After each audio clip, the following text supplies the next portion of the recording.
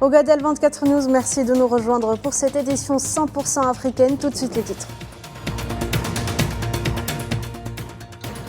À la une, renforcement des relations algéro-russes. Le président algérien Abdelmajid Tebboune reçoit le vice-ministre russe des Affaires étrangères, Mikhail Bogdanov.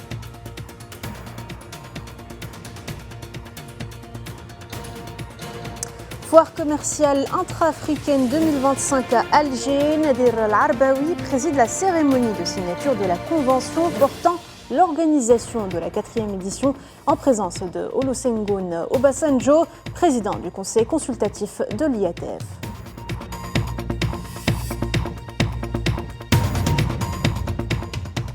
Autre information principale dans cette édition, le conflit au Soudan qui consume sa première bougie. Souvent oublié et marginalisé, le pays en pleine guerre fait face à l'une des pires crises humanitaires du monde.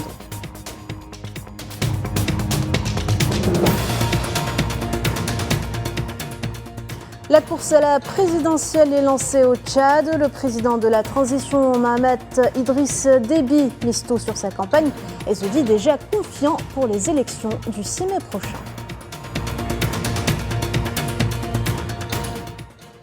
Bonsoir à toutes et à tous. Le président algérien Abdelmajid Tebboune a reçu ce lundi à Alger le vice-ministre russe des Affaires étrangères, Mikhail Bogdanov. Selon un communiqué de la présidence algérienne, la rencontre s'est déroulée en présence du directeur de cabinet à la présidence de la République, Boualem Boualem, et du secrétaire général du ministre des Affaires étrangères, Lounès Magraman.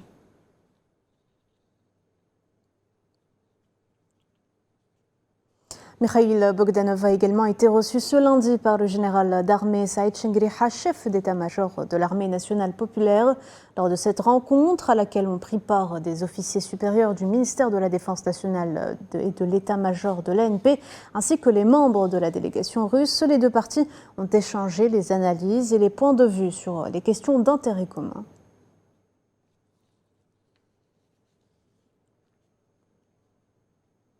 On reste en Algérie. Le Premier ministre Nadir Al-Arbaoui a présidé ce lundi au Centre international des conférences Abdellatif Farahal la cérémonie de signature par le gouvernement algérien et la Banque africaine d'import-export Afreximbank de la convention portant organisation à Alger de la 4e édition de la foire commerciale intra-africaine en 2025. La cérémonie s'est déroulée en présence de plusieurs membres du gouvernement, dont le ministre algérien du Commerce Taïeb Zitouni, l'ancien président nigérian, président du conseil consultatif de l'IATF, Olusegun Obasanjo, était lui aussi présent. Je vous propose de les écouter. تعزيز التبادل أو التبادلات التجارية البينية الإفريقية. Dans le but de renforcer les échanges commerciaux interafricains, l'Algérie a œuvré à l'élargissement du réseau logistique, notamment la réalisation de la route de l'unité africaine qui relie l'Algérie à Lagos, une infrastructure qui concerne plus de 700 millions de personnes au niveau de 7 pays qui seront reliés à cette route, ainsi que le lancement de la réalisation de la route liant l'Algérie à la Mauritanie via Tindouf Zouirat, ce qui permet à notre pays d'occuper la 2e position en Afrique en termes de réseau autoroutier réalisé en atteignant 128 000 km. Considering the zeal demonstrated Compte tenu de l'enthousiasme manifesté par l'Algérie, je voudrais lui exprimer ma sincère gratitude pour avoir accueilli la 4e édition de la foire commerciale interafricaine. Il y a beaucoup d'optimisme et je suis sûr que la 4e édition sera plus réussie, mieux que les autres éditions. La prochaine édition renforcera non seulement la coopération commerciale entre les pays africains, mais augmentera également le volume des échanges commerciaux entre le continent africain et le monde arabe. trade transaction between Africa and the Arab world. شعبنا العزيز رافد التفاوض تحول الديمقراطي وحماية الفترة الانتقالية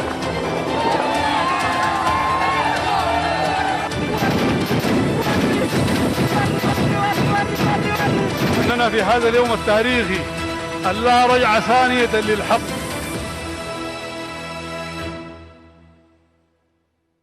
Cela fait 1 an que le Soudan sombre dans un conflit d'apparence insolvable, une guerre malheureusement souvent oubliée, cachée dans l'ombre des conflits au Moyen-Orient. Le niveau d'urgence est atteint et la sonnette d'alarme est tirée depuis bien longtemps, mais en vain. Paris a d'ailleurs abrité aujourd'hui une conférence internationale humanitaire. Objectif, relancer la mobilisation face à une guerre délaissée. Commentaire Hamid Machri, récit Mohamed Amina Berkan. 1 an après l'explosion de la violence dans l'un des pays les plus pauvres d'Afrique, le Soudan est toujours déchiré par une guerre civile sanglante. Éclatée le 15 avril 2023 entre les forces de l'armée de Abdel Fattah al-Burhan et celles de Mohamed Hamdan Daglo, son ancien adjoint et commandant des forces paramilitaires de soutien rapide, la guerre au Soudan continue toujours de s'aggraver et avec un lourd bilan de catastrophes humanitaires. Mais contrairement à la situation au Moyen-Orient, le monde semble largement ignorer un conflit qui a laissé des milliers de victimes et de personnes dans le besoin d'aide et au bord de la famine. Nous avons 27 millions de Soudanais, soit plus de la moitié de la population qui ont besoin aujourd'hui d'aide humanitaire. Près de 15 millions d'entre eux sont des enfants. 18 millions d'entre eux sont en situation d'insécurité alimentaire aiguë et la famine menace. Plus de 8 millions de personnes ont été d'ailleurs forcées à fuir leur foyer avec des déplacements forcés. Donc je tiens aussi à rendre hommage à tous les acteurs. À l'ouverture de la conférence humanitaire sur le Soudan lundi à Paris, la France, l'Allemagne, l'Union européenne et les dirigeants européens ont annoncé une enveloppe d'aide de plus de 840 millions, une aide de 110 millions d'euros de la France, 244 millions d'euros de l'Allemagne, 350 millions de la Belgique et 138 millions des États-Unis. Den Menschen dort fehlt es praktisch an allem. Les gens y manquent pratiquement de tout. Ils ont besoin de nourriture, de rations d'urgence, d'eau potable, d'aliments pour bébés, de médicaments, de vêtements, d'écoles, d'abris d'urgence et surtout d'un soutien psychologique. C'est pourquoi l'Allemagne va débloquer aujourd'hui 244 millions d'euros supplémentaires d'aide humanitaire pour fournir à ces personnes le minimum nécessaire à leur survie. Alors que le conflit marque sa 2e année, les deux parties belligérantes campent toujours sur leur position. Les perspectives d'une victoire d'une partie semblent impossibles. La communauté internationale est appelée aujourd'hui plus que jamais à jouer son rôle et s'acquitter de ses devoirs.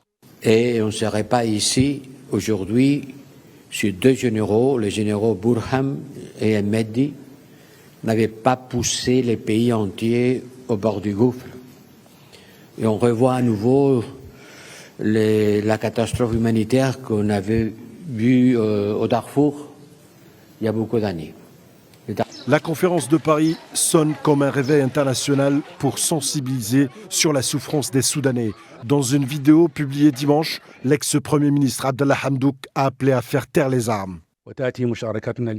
Notre participation aujourd'hui à la conférence de Paris vise à attirer l'attention du monde sur les conditions tragiques que vit notre peuple et nous les appelons à prendre leurs responsabilités vis-à-vis de notre pays et de notre peuple. Sur le terrain, l'urgence humanitaire se fait toujours plus pressante. Pour l'instant, malgré les multiples appels humanitaires des Nations Unies pour financer les efforts d'aide au Soudan, ces appels sont toujours restés sans suite.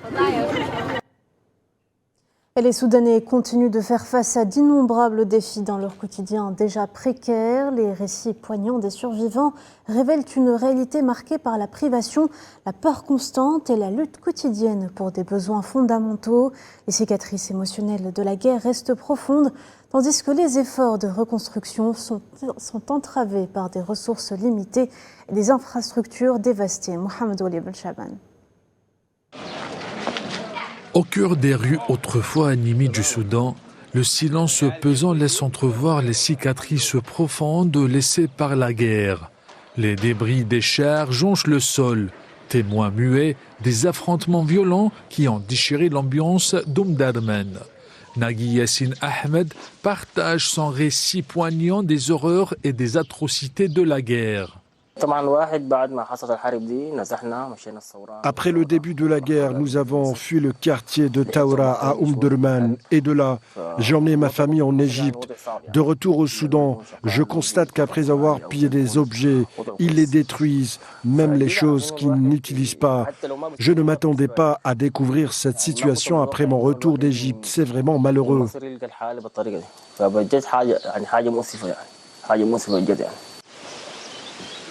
Les ravages de la guerre ont laissé des images déchirantes qui parlent d'elles-mêmes. Des familles déplacées, des vies brisées et des communautés dispersées. Nous étions à l'intérieur de notre maison lorsque nous avons été pillés, volés et battus. Tout cela nous est arrivé. Ils ont pris notre argent et notre or et ont même pris mon ordinateur portable. Cet ordinateur portable contient toutes les informations depuis l'époque où je travaillais jusqu'à ma retraite.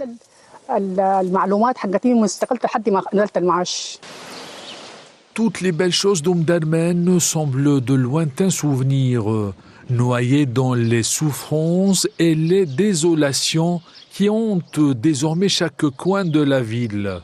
Tout le peuple et tous les secteurs gouvernementaux, privés et culturels ont été grandement touchés par cette guerre. Mais l'impact le plus grand et irréprochable est la perte de notre patrimoine historique. Qu'il s'agisse du musée national ou de la maison musée Khalifa, il a été complètement détruit et pillé. Il contenait des objets de collection qui ne pourront plus jamais être récupérés.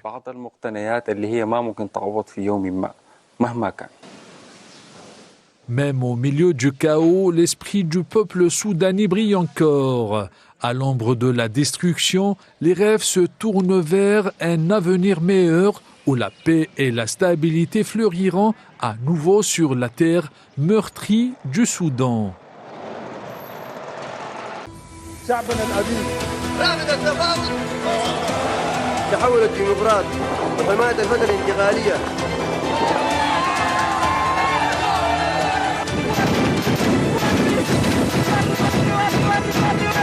إننا في هذا اليوم التاريخي اللا رجعة ثانية للحق.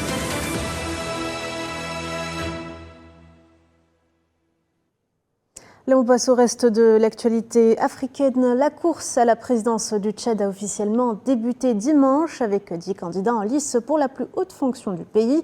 Il y a déjà des favoris. Le général Mahamat Idriss Déby Itno, proclamé président de la transition par l'armée il y a 3 ans, fait campagne à N'Djamena pour une élection présidentielle qu'il est quasiment sûr de remporter le 6 mai prochain. Un projet qui est articulé en 12 chantiers et organisé en 100 actions concrètes. Choisissez-moi le 6 mai.